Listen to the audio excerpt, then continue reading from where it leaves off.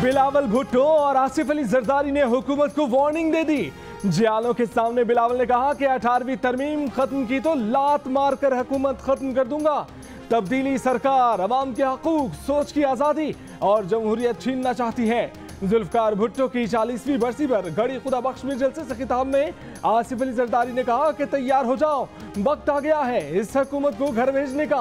अगर इसे रहने दिया तो ये मुल्क को 100 साल पीछे ले जाएगा। मुहिम चलाने का ऐलान जल्द किया जाएगा।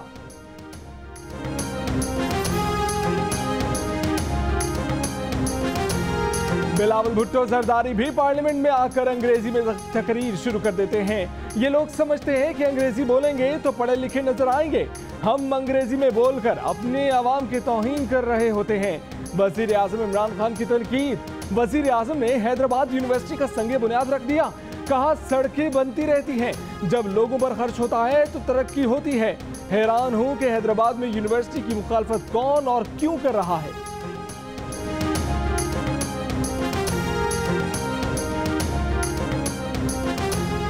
इस्लामी नजरियाती काउंसिल ने नैब का मुलजिमों को हथकड़ियां पहनाना इस्लामी शरीयत और पाकिस्तानी कानून की खिलाफ वर्जी करार दे दिया।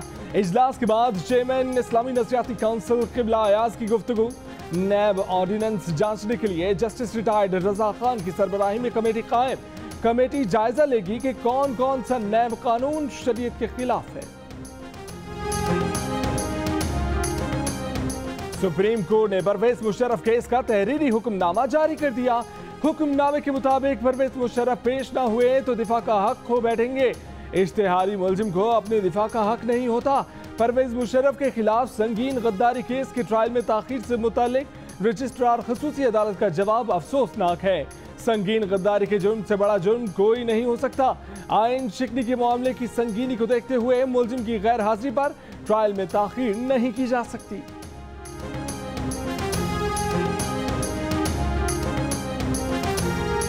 कायदे हिज़्ब इख्तिलाफ शहबाज शरीफ का नाम मीसीएल से निकाल दिया गया। हाई कोर्ट के अहकामात पर अमल दरामद, नोटिफिकेशन जारी। शहबाज शरीफ पोती की आयादत के लिए चंद रोज में लंदन रवाना होंगे।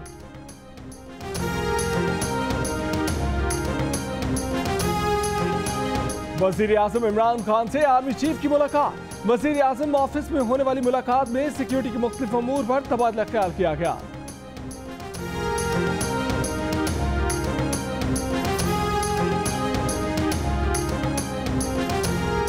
भारतीय कैद में कत्ल, पाकिस्तानी माहिगीर की मैयत कराची पहुंचा दी गई।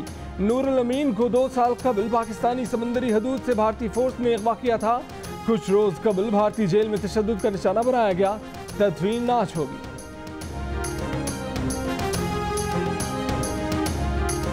आज तीसरा चौथा दिन है, ख्वार हो रहे हैं। यहाँ पे मुसाफिर बेचारे आज गए हैं जो परसों के बैठे हुए। पहले इन्होंने कराची एक्सप्रेस कैंसिल कर दिया, फिर कराक्रम एक्सप्रेस कैंसिल कर दिया। कल भी सारी ट्रेन लाभते नहीं मिली, आज सुबह 6 बजे आके बैठे हैं। दावे हैं धरे के धरे रह गए हैं। यहाँ पे फैमिली की जो वेटिंग हॉल है उनका कोई पुरसाने हाल नहीं है। मालगाड़ी के हादसे ने रेलवे की कारकर्दगी का पोल खोल दिया।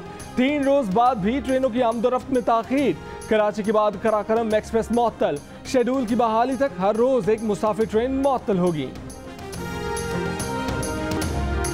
मैं कौम से माफ़ी भी मांगता हूँ। ये हमारी 18 घंटे जो हमारी सारी कोशिश थी उसको नुकसान पहुँचा है। वजीर रेलवे शेख रशीद की एक तरफ रहीम यार खान में मालगाड़ी के हादसे पर मुआफी, मजीद 16 ट्रेनें और 10 मालगाड़ियां चलाने की नवीद सुना दी। साथ ही कहा कि वो दीनी ताकतों की भी आवाज हैं, उन्हें मायूस नहीं करेंगे। मदारिस के खिलाफ कोई ऑपरेशन नहीं हो सकता।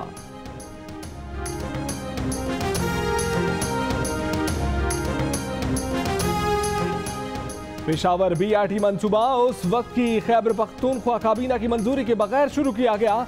जमात इस्लामी के साबिक सीनियर सूबाई वजीर इनायतुल्लाह खान का इंकशाफ। कहा उन्होंने काबीना में मंसूबे की मुखालफत की थी।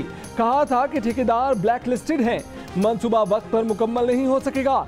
यूनिवर्सिटी रोड का बिजनेस तबाह हो जाएगा और ट्रैफिक निज़ाम मजीद खराब हो जाएगा, मगर किसी ने उनकी बात नहीं सुनी।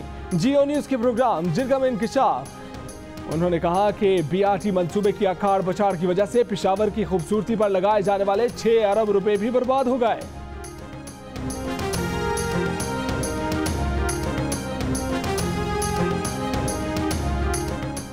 बनी गाला तजावजात केस में जस्टिस गुलजार अहमद जेएमएन सीडीए पर बरहम। कहा इस्लामाबाद में विफाकी दारुल हुकूमत बनाने का मकसद ही फौत हो गया। पहाड़ों के पहाड़ और जंगलों के जंगल खत्म कर दिए गए। नदियां नाले गंदगी के ढेर बन चुके हैं। क्या सारे इस्लामाबाद को कच्ची आबादी बनाना चाहते हैं? कहा चेयरमैन साहब लॉलीपॉप ना दें, काम नहीं करना तो किसी और जगह चले जाएं। आपका बस एक ही काम है, प्लांट बनाकर बेचते रहें।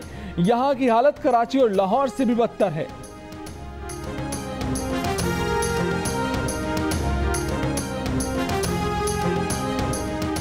पेट्रोल और गैस के बाद बिजली भी महंगी। नेपरा ने फरवरी की फ्यूल एडजस्टमेंट की मद में फी यूनिट बिजली 81 पैसे महंगी करने की मंजूरी दे दी। इजाफे का इतला के इलेक्ट्रिक के सार्फिन पर नहीं होगा। बिजली के सार्फिन पर 5 अरब 20 करोड़ रुपए का इजाफी बोझ पड़ेगा। अस्सलाम वालेकुम, मैं हूं मुबश्शिर हाशमी और आप देख रहे हैं जियो न्यूज़। मजीद वीडियोस और अपडेट्स के लिए अभी सब्सक्राइब के बटन को क्लिक करें। देखते रहिए सिर्फ जियो न्यूज़।